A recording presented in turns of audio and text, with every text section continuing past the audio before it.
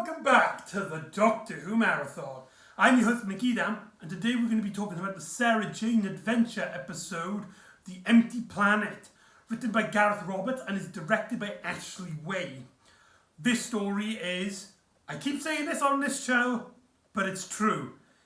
There's a lot of episodes that are considered one of the most favourable episodes. A lot of people really enjoy this one.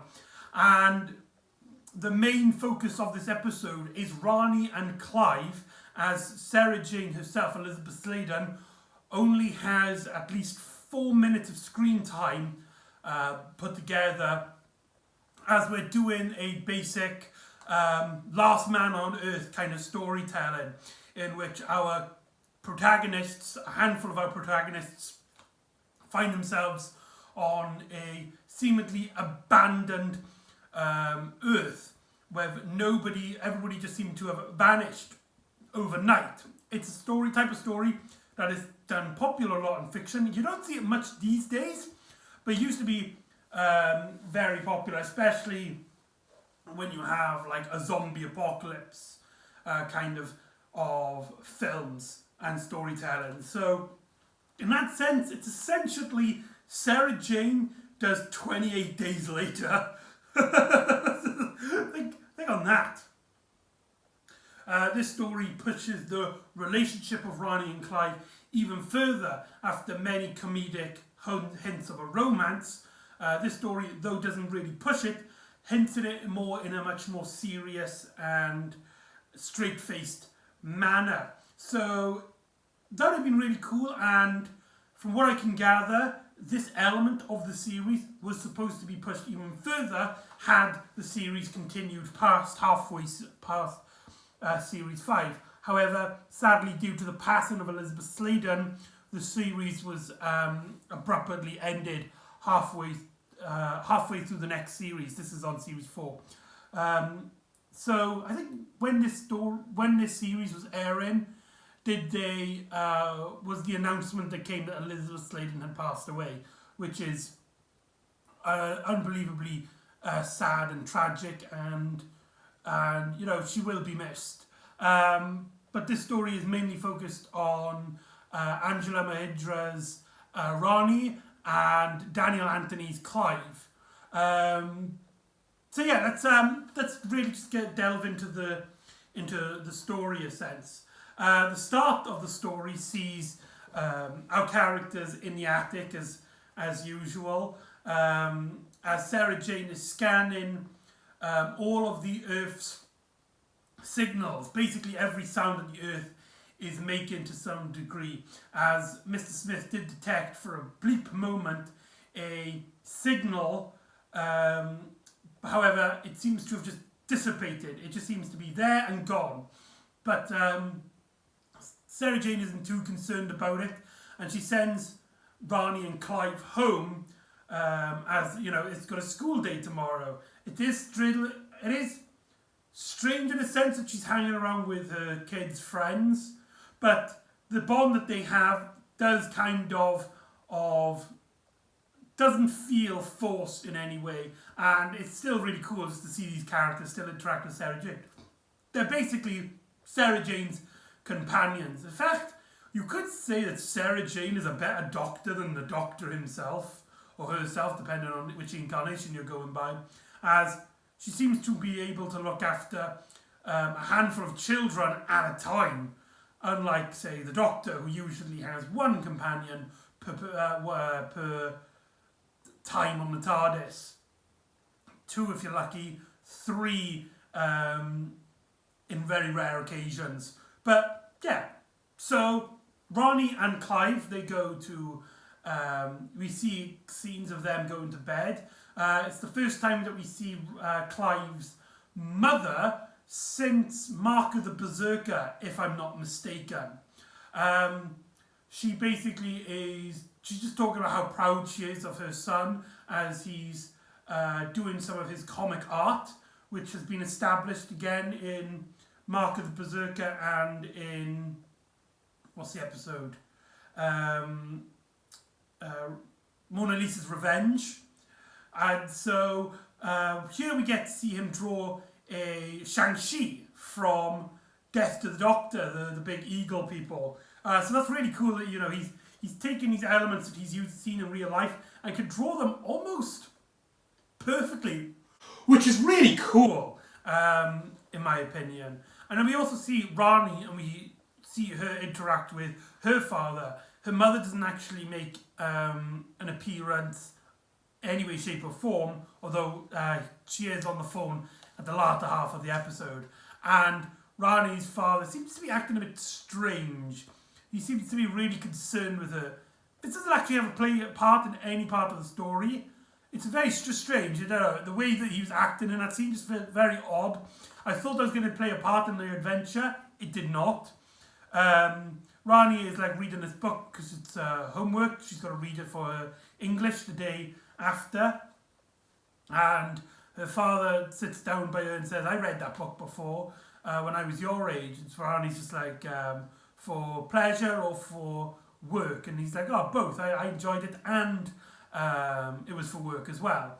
And they have this little bonding moment as Rani then goes to sleep, and then she wakes up, and then I love the sound in this story, or at least the lack of sound. I wish there was hardly any music. There's still a lot of scoring in this adventure, but I do feel that there's a lot of scenes where there's no music, and it really works effectively to this kind of story. It really puts the anxiety of being left alone seek in. In fact, when it's established that everyone has just seemingly vanished, we get an aerial view of the Earth. We hear all the sounds that Sarah Jane was listening, only for them to just completely stop, and we're then looking at a silent footage of the Earth, and then a silent footage of Rani's house. She wakes up, she tries to put the radio on, only for all to be static. She gets up, she can't find her parents. It starts off all nice and innocent. She's just looking around the house, only for her to go into the bedroom, to her mother's bedroom, and to see the silhouettes, like from the bed, like caved in, but no trace of anybody actually leaving the bed itself, as if they've just vanished. Rani kind of panics. She goes to Sarah Jane's house, knocks on the door to find no one's home. She goes in using a key, tries to talk to Mr. Smith, only for Mr. Smith to also be disactivated. His screen is open, however, it's turned off, implying that the creature, I can't remember what the creature Mr. Smith is, but it applies that he is gone as well. Rani is panicking, she's just like, I can't get a hold of anybody. She can't get a hold of Clyde because of her phone has lost signal. All signal seems to have dissipated, and she is left on the planet by herself. And so she thinks, as she gets a knock on the door. She originally starts holding the remote control as a weapon before opening the door and revealing that Clive has also just woken up and found out that his parents, that his mother has disappeared, and that everybody has gone, which is very strange and very odd. And it seems like they're the only two on the planet, and seemingly and I just love the pacing of this story. It's very slow. There's not much going on in terms of action and suspense for the first half, but it just has this really odd atmosphere. And Ashley Way, who usually directs in a much more basic tone, he still directs in a basic, much more brighter tone. But here, when you have these visuals of a bright London, but nobody's around, almost as if the ghosts of everybody just enjoying town are still there. It's still brightly lit. It's still nice and sunny, but just nobody's around. And it's up to Rani and Clive to basically work it out. And the majority of the story is them two talking to each other, trying to figure things out. And I don't want to praise Gareth Roberts because he came out as transphobic a few years ago, and he's not a person who you should be looking up to, but the dialogue between Clive and Ronnie just really shows them really being really smart and intelligent. One element I do actually like is that they bring up the fact that if everyone just all disappeared at the same time, there should be crashed cars, crashed planes everywhere. And that becomes a plot element as they kind of realise, right, if they took moving vehicles, they must want the humans to be safe and sound, but they don't want to harm humanity, although it just seem to have taken them somewhere. I do actually like that explanation.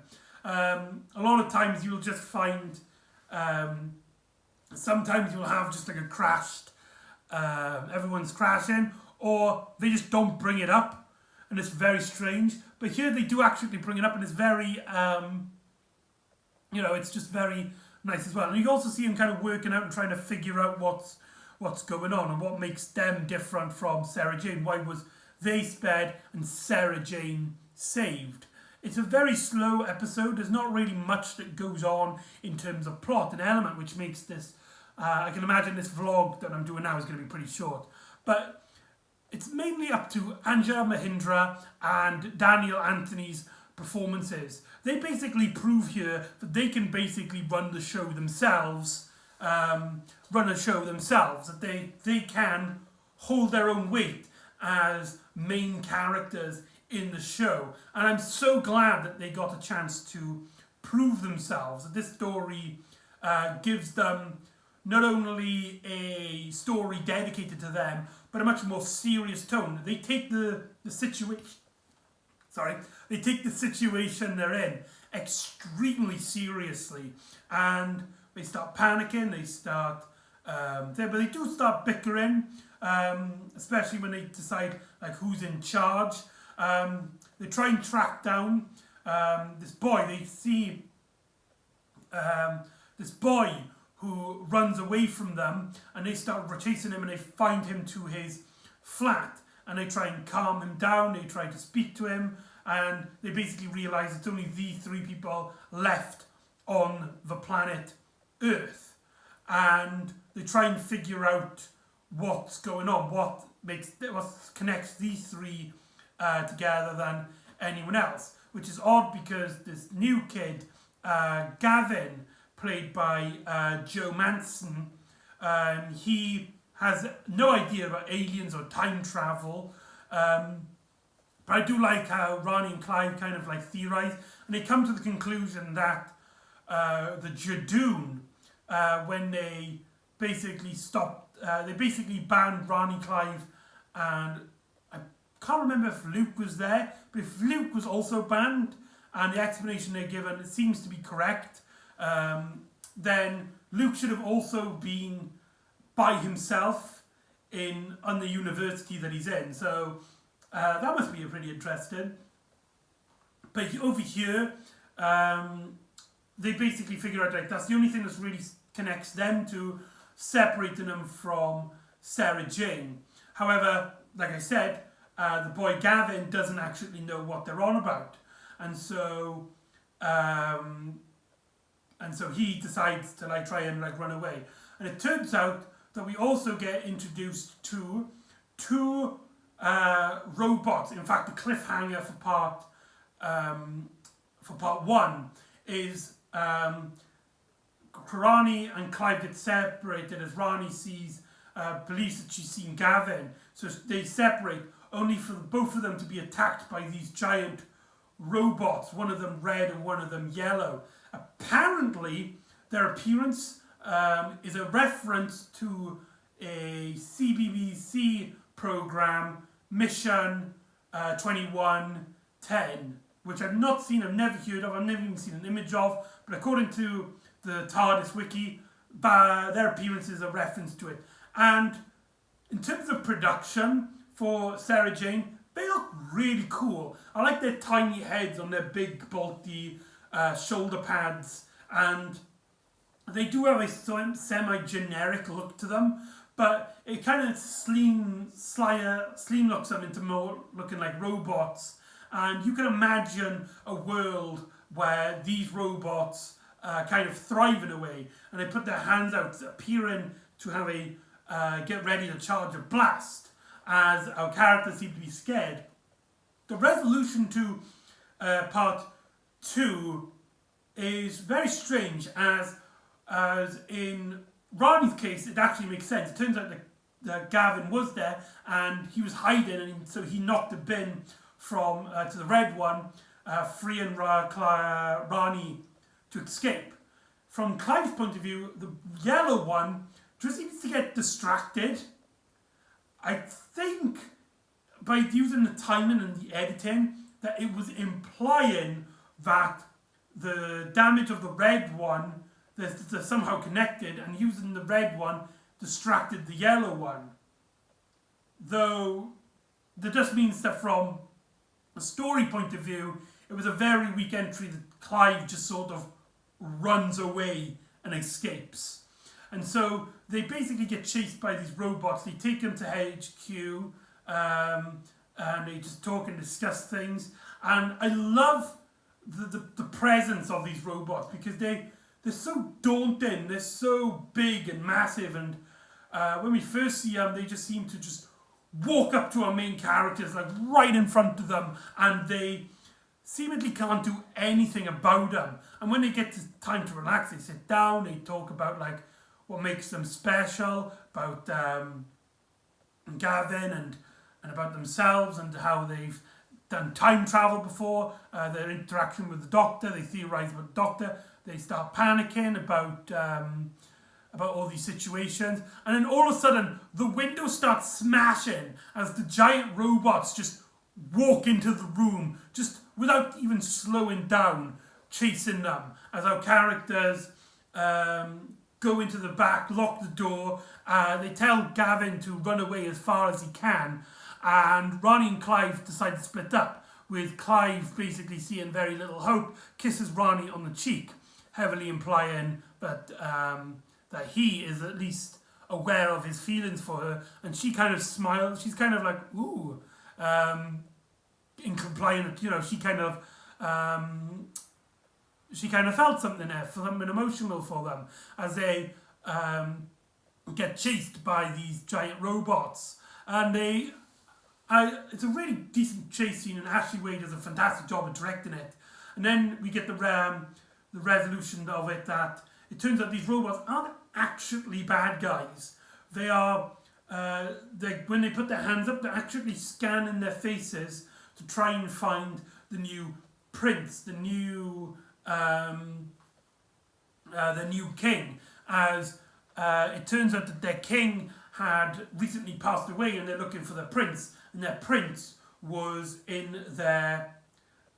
was on the planet Earth, and they've taken everybody. They've left Ronnie and Clive there because of the Jadoom, and apparently also the prince as well. They sent out a signal, which was the signal earlier on in the episode with what Sarah Jane was scanning. However, there was no answer, and so they put out this elaborate plan.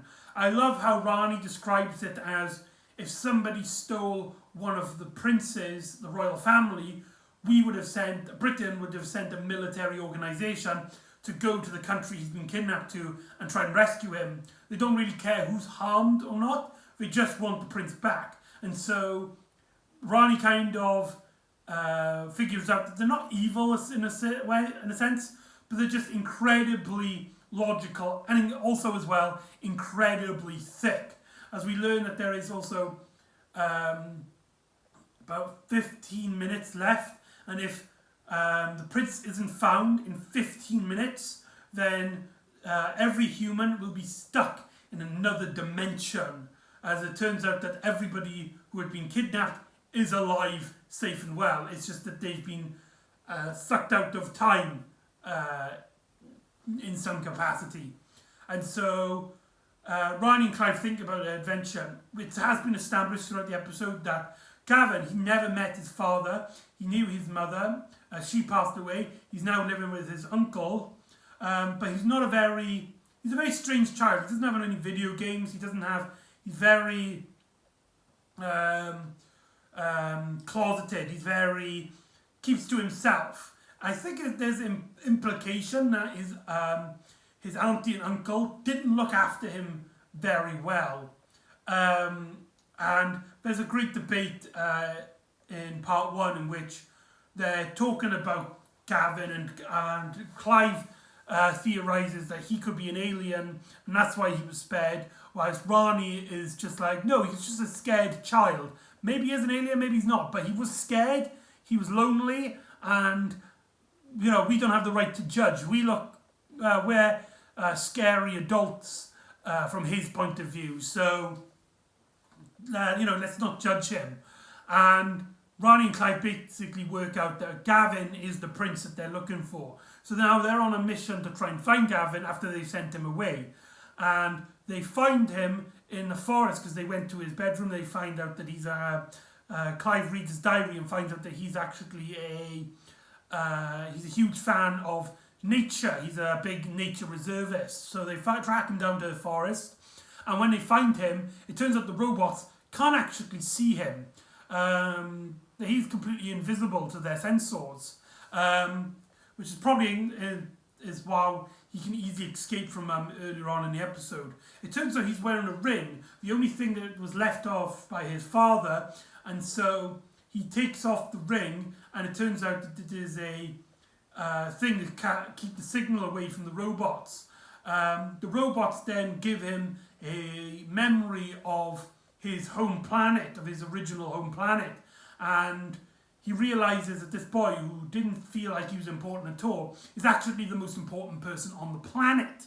And he's like, oh, thank you, Clive, thank you, Ronnie, I now knight you, Lord Clive and Lady Ronnie, as he teleports them away and everyone is returned to Earth. There's a scene in which Ronnie's father is heavily concerned with Ronnie, and he basically kind of puts together that since they've moved to Bannerman Road, stuff has not been right. They keep having really weird interactions, seemingly in a similar vein to how Alan had very similar feelings when he was slowly learning about aliens in the first series of Sarah Jane, and how they're planning on like moving. They were moving in series 1. So it seemed like they were going to do that, or at the very least, he's going to figure out about Sarah Jane's life and their adventures. So, Elizabeth Staten just walks in and is just like, oh, I'm so glad that they're safe and well. And she's on the phone to Luke. It's just like, oh yeah, everyone's fine now, everyone's safe. As Sarah Jane is just like, doesn't know where they've been, but she kind of figures out it's something alien. However, Ronnie's father just kind of shrugs at the fact and thinks that she was just with Clive the whole time, and that's basically how our story ends. And that is The Empty Planet. Overall, this is a really good story that shows that Ronnie and Clive have main protagonist potential. Well, I say main protagonist potential. This proves that they are main protagonists. That they have every right to take on a show, just like Elizabeth Sladen did after Doctor Who. So it's just a really great character piece for both characters. It takes itself extremely serious, taking for a kids program, it takes itself really seriously, which I really like. And the moody atmosphere of the kind of, not claustrophobic, what's the opposite of claustrophobic? Where you got these big empty spaces with nobody around, and you kind of feel abandoned, alone on the planet Earth as nobody's around. It has that gripping sensation, but it doesn't lose on the fact that it's a children's program. There's a lot of great funny and humorous moments, but the story is really just to show off the potential of Daniel Anthony and Andrea Mahindra's acting. They are phenomenal here. Sure, Gavin is a weak character, but he is interested enough that you can excuse the fact that he's only really there for a plot convenience. And the robots are just really cool in my opinion. I thought they were a really great presence to the adventure. And yeah, just an overall really good time. I wouldn't really put up there my favourites. I feel like there are a lot other better episodes of Sarah Jane out there. It's just a testament to how great this series is. But I did highly enjoy it and do recommend it if you haven't seen it already. So anyway, that is The Empty Planet. So join me next time back for K9 and his friends in the distant future. So join me next time for the Cambridge Spy, and I'll see you next time on the Doctor Who Marathon. Ta-da!